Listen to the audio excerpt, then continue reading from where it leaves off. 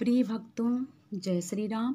आज हम सुनाएंगे गीता प्रेस गोरखपुर कल्याण से प्रकाशित भक्तमाल कल्याण से भक्त सेन नाई की कथा। भक्तों, हम कथा सुनाने से पहले एक बार फिर से ये कहना चाहेंगे कि भक्तों, ये सच्ची कथाएं हैं, भक्तों की विश्वास की कथाएं हैं और भगवान हमें विश्वास से ही मिलते हैं।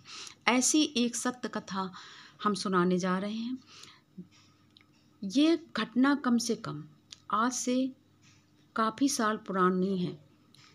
बघेलखंड का एक बांधवगढ़ नगर अत्यंत समृद्ध था।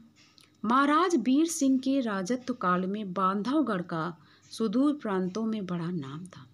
नगर के एक भाग में अट्टालिकाएं थीं, सुंदर और प्रशस्त राजमहल थे, अच्छी अच्छी उपवन और मनमोहक सरोवर थे। तो दूसरी ओर सभ्य संस्कृत और शिष्ट जनों के घर थे। तो दूसरी ओर कुछ झोपड़ियां भी थीं। हरे भरे खेत थे। प्रकृति देवी की सुषमा थी। दैवी सुख और शांति का साम्राज्य था। नगर के इसी दूसरे भाग में एक परम संतोषी, उदारशील, विनयशील व्यक्ति रहते थे। उनका नाम था सेन। राज परिवार से उनका नित्य का संपर्क था। भगवान की कृपा से दिन भर की मेहनत मजदूरी से जो कुछ भी मिल जाता था, उसी से परिवार का भरण पोषण और संत सेवा करके निश्चिंत हो जाते थे। ना तो उन्होंने कभी किसी के सामने एक पैसे के लिए हाथ पसारा और ना उन्हें कभी आवश्यकता ही प्रतीत हुई किसी से कुछ भी मांग कर काम चलाए। भगवान ही उनके सब कुछ थे। राजा और नगर निवासी उनकी निष्प्रहता और सीधे साधे उदार स्वभाव की बहुत सराहना करते थे, क्योंकि वे राजा की सेवा में रहते थे। वे नित्य प्रातःकाल स्नान, ध्यान और भगवान के स्मरण, पूजन और भजन के बाद ही राज सेवा के लिए घर से निकल पड़ते थे और दोपहर को लौट आते थे। ये जाति के नाई थे। राजा का बाल बनाना, तेल लगाकर स्नान कराना आदि उनका दैनिक का काम था। एक दिन वे घर से निकले ही थे कि उन्होंने देखा कि एक भक्त मंडली मधुर मधुर ध्वनि से भगवान के नाम का संकीर्तन करती हुई उन्हीं की घर की ओर चली आ रही है। संत समागम का पवित्र अवसर मिला। इससे बढ़कर आनंद की बात तो उनके लिए कुछ भी नहीं थी। सेन ने प्रेम पूर्वक बड़ी श्रद्धा और भक्ति से उन संतों की चरण धूलि ली। उन्हें इस बात का तनिक भी ध्यान नहीं रहा कि महाराज वीर सिंह उनकी प्रतीक्षा करते होंगे। संतों को घर लाकर सेन ने यथाशक्ति उनकी सेवा पूजा की, सत्संग किया। महाराज वीर सिंह को प्रतीक्षा करते करते अधिक समय बीत गया, बहुत समय बीत गया। इधर सेन संतों के आतिथ्य और स्वागत सत्कार में पूर्ण रूप से निमग्न। भक्त सेन नाई जी को जरा भी चिंता नहीं थी कि महाराजा उनकी प्रतीक्षा कर रहे होंगे। उन्हें तो भक्त संतों के सत्संग में बड़ा आनंद आ रहा था। उन्हें तनिक भी बाह्य ज्ञान नहीं था। अब इधर काफी धूप बढ़ चुकी थी। इतने में सेन नाई के रूप में स्वयं लीला बिहारी कृष्ण कन्हैया राजमहल में पहुंच गए।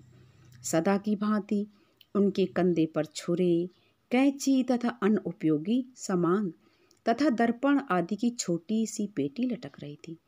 मुख पर अलौकिक शांति की किरणें थीं। प्रसन्नतामयी मुस्कान की ज्योतिर्मयी तरंगे अधरों पर खेल रही थीं। उनकी प्रत्येक क्रिया में विलक्षण नवीनता थी। उन्होंने राजा के सिर में तेल लगाया, शरीर में मालिश की, दर्पण दिखाया। उनके कोमल कर स्पर्श से आज राजा को जितना सुख मिला, उतना और पहले उन्हें अनुभव में नहीं आया था। सेन नाई राजा की पूरी पूरी परिचर्या और सेवा करके चले गए। राजा को ऐसा लगा कि सेन नाई के रूप में कोई सर्वथा स्वर्गीय और दिव्य प्राणी उतर आया हो, क्योंकि उन्होंने जो भगवान सेन नाई बन के आए थे, तो भगवान के स्पर्श से उनके शरीर की सारी थकान दूर हो गई थी और उनके हृदय में आनंद का अनुभव हो रहा था। भक्त मंडली चली गई। थोड़ी देर के बाद भक्त सेन को स्मरण हुआ कि मुझे तो राजा की सेवा में भी जाना है। उन्होंने आवश्यक सामान लिया और डरते डरते राजपथ पर पैर रखा। वे चिंताग्रस्त थे कि राजा की बिगड़ने की बात सोचकर वे डर रहे थे कि राजा डांटेंगे कि तुम इतनी देर से क्यों आए हो। कि दरवाजे पर, राजमहल के दरवाजे पर ही साधारण से राज सैनिक ने टोक दिया, अरे नाई जी, सेन जी कुछ भूल तो नहीं आए। तो सेन नाई जी बोले, भैया अभी तो हम राजमहल जा ही नहीं सके। सेन बड़े आश्चर्यचकित थे। तो सैनिक बोला, आपको कुछ हो तो नहीं गया है? आपका दिमाग ठीक ठिकाने तो है ना? अब सेन नाई बोले, भैया अब और बनाने का यत्न न करो, अभी तो वैसे ही मुझे बहुत देर हो चुकी है। सेन के मुख से ऐसा सहसा निकल पड़ा। तो वो राज सैनिक बोला, आप सचमुच भगवान के भक्त हैं। भगवान के भक्त कितने सीधे साधे होते हैं इसका पता तो आज ही चल सका। सैनिक कहता गया, आज तो राजा आपकी सेवा से बहुत प्रसन्न है, इसकी चर्चा तो सारे नगर में फैल रही है। सैनिक आगे कुछ बोल ना सका। सेन को पूरा पूरा विश्वास हो गया कि मेरी प्रसन्नता और संतोष के लिए भगवान को मेरी अनुपस्थिति में नाई का रूप धारण करना पड़ा। वे अपने आप को धिक्कारने लगे।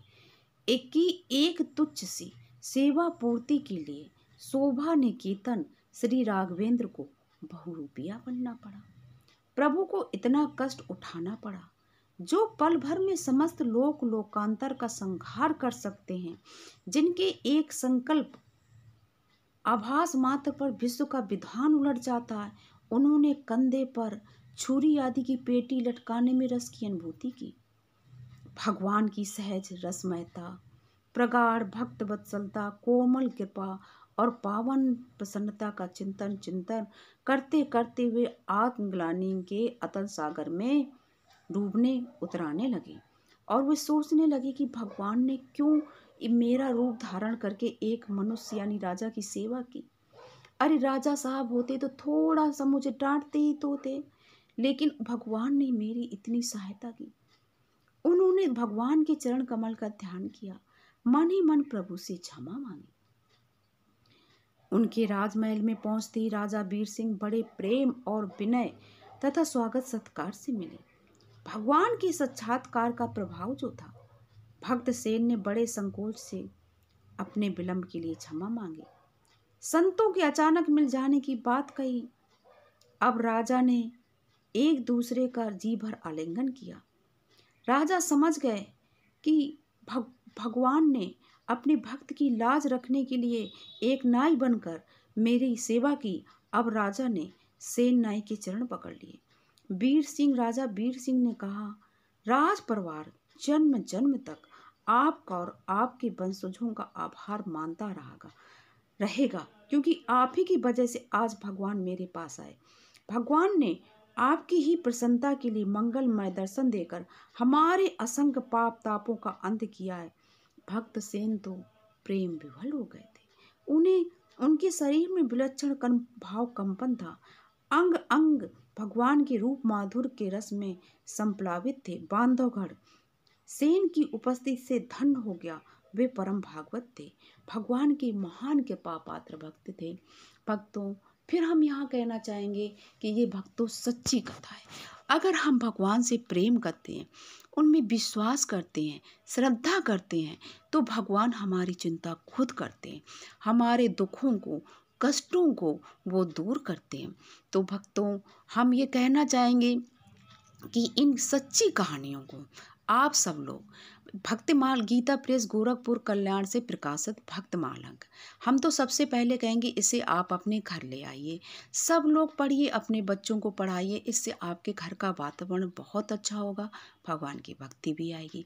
लेकिन अगर वो जब तक नहीं पा रहे हैं, तब तक इन सच्ची कहानियों को सुनिए और शेयर करिए, ताकि सभी लोग भगवान के भक्त बने। हमारा केवल उद्देश्य सबको भगवान का भक्त बनाना है, सबको भगवान की कृपा पर विश्वास दिलाना है। और इसी आशा विश्वास के साथ हम ये विश्वास करते हैं कि आप इन कथाओं को जरूर सुनेंगे और भगवान पर भक्ति आप सभी को और हम सब लोगों को प्राप्त होगी।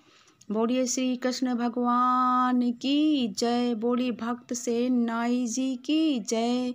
श्री कृष्ण गोविंद हरे मुरारे, हे नाथ नारायण वासुदेवा। श्री कृष्णाय नमः।